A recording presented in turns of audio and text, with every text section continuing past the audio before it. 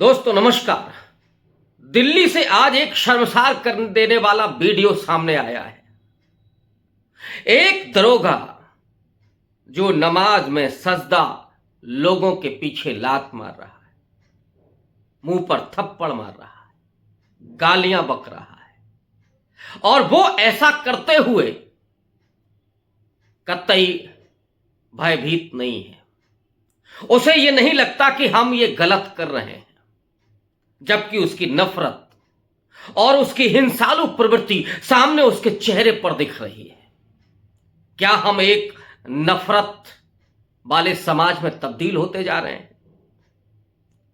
हालांकि इस देश के डीएनए में जातिगत असमानता और हिंसा रही है।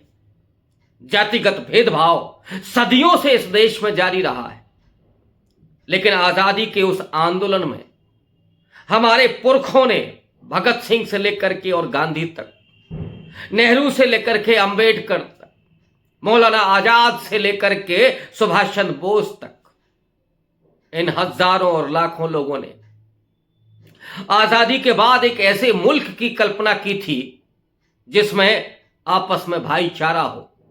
अंबेडकर ने तो बाकायदा संविधान में बंधुत्व शब्द को इसलिए शामिल कराया था, समता और न्याय के आधार पर समाज और राज्य निर्मित हो। लेकिन 21वीं शताब्दी में खड़े होकर के जब हम देखते हैं तो हमें शर्म आती है और हमें यह विचारने का कहीं ना कहीं अवसर मिलता है कि आज हम यहां तक कैसे पहुंच गए।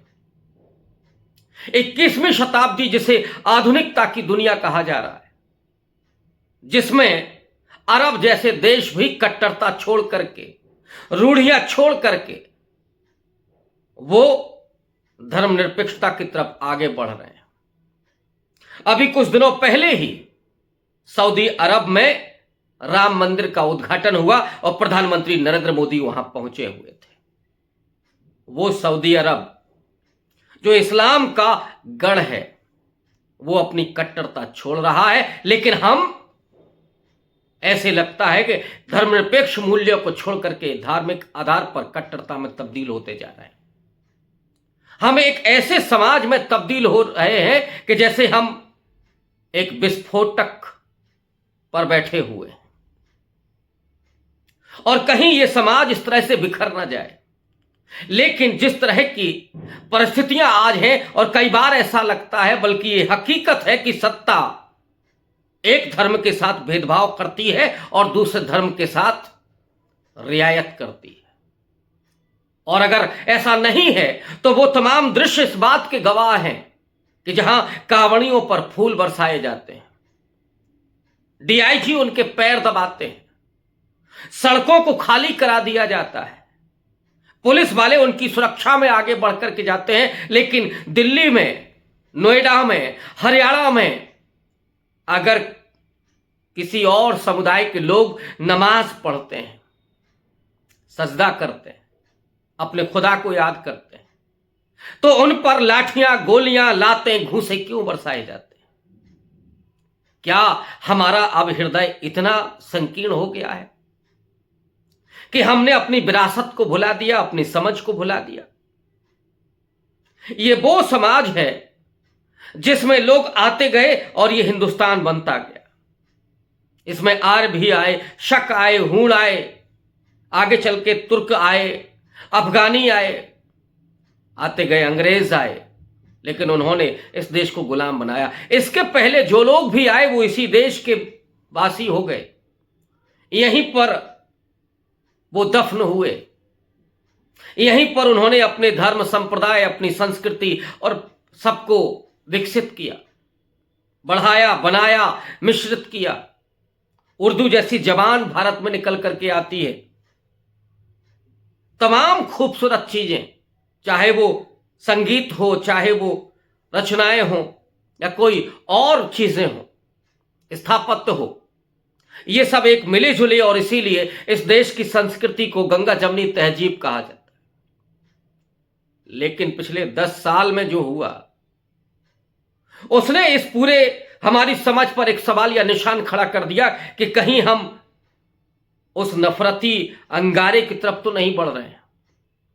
हमने पहलू खान को भी देखा, तमाम लिंचिंग की घटनाओं को देखा। इस बीच में, इस दरमियान तमाम उन गोरक्षकों को भी देखा जो गुंडों की भांति लोगों पर अटैक करते हैं। अल्पसंख्यक ही नहीं, उसमें दलितों की भी पिटाई होती है, ऊना जैसा कांड होता है। और पिछले साल हमने मुंबई की उस ट्रेन में भी देखा जहां एक व्यक्ति, एक सिपाही, एक पुलिस का आदमी 4-5 लोगों की हत्या कर देता है केवल इसलिए कि आप प्रधानमंत्री की आलोचना नहीं कर सकते। हम इस तरह के समाज में, इस तरह के देश में तब्दील हो गए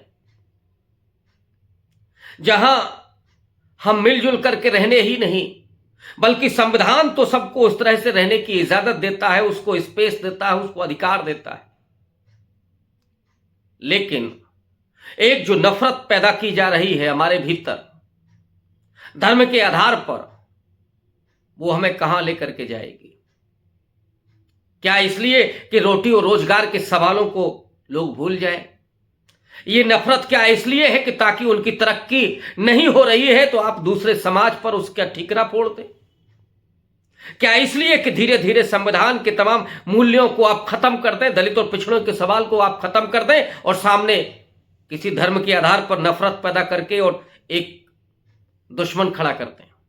ये इसलिए हो रहा है क्या? ये अगर हो रहा है तो उसे जितनी जल्दी रोका जाए उतना ही बेहतर है, वरना नफरत तो इस देश के विभाजन, आजादी के समय उस एक दशक में जो फैली थी, उसका नतीजा क्या हुआ? उसका नतीजा विभाजन ही नहीं हुआ, लाखों लोग उसमें दफन हो गए, मर गए, हत्याएं की गई, आगजनी हुई, रेप हुए। इतने भयावह दृश्य इस देश ने देखे और इसीलिए शायद संविधान में यह प्रावधान किया गया था कि सबको समान महत्व मिलेगा। जो कमजोर तबके हैं उनको संविधान और कानून के जरिए उनको प्रोत्साहन मिलेगा, रियायतें मिलेंगी और उनको भी आगे आकर के बढ़ने का और मुख्यधारा में शामिल होने का मौका मिलेगा। लेकिन अब जो हो रहा है वो कितना भयावह है, कितना दुखदाई है और उस भारत पर यह सवालिया निशान खड़ा करता है जिसने दुनिया के तमाम धर्मों, संप्रदायों, संस्कृतियों का स्वागत किया, अपने साथ जोड़ा। और आज ये विचारने की जरूरत है कि हम किस तरह के देश में तब्दील हो रहे हैं। शुक्रिया।